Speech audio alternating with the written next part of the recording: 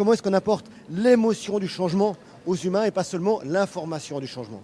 Ce qui a changé, c'est que le mot adaptation commence enfin à être considéré par les pouvoirs publics, par les entreprises comme quelque chose de nécessaire. Enfin, il aura fallu du temps avant qu'enfin on comprenne cette idée d'adaptation. Non, mais ce qui a été terrifiant, c'est qu'on a très longtemps opposé deux termes, c'est cette notion d'atténuation et d'adaptation, comme si on pouvait atténuer sans s'adapter, comme si on pouvait atténuer, c'est sans... réduire les émissions. Absolument, atténuer, c'est réduire les émissions, et pour réduire les émissions, on doit changer des comportements, changer des habitudes, qui sont justement des changements adaptatifs. Donc on doit vraiment, aujourd'hui, complètement arrêter cette notion de faire atténuation-adaptation, on doit mettre en valeur une seule chose, la nature. Et la nature a aujourd'hui besoin d'être questionnée dans son ensemble, pas seulement sur le climat. Mais comment est-ce que vous expliquez que les choses soient aussi lentes?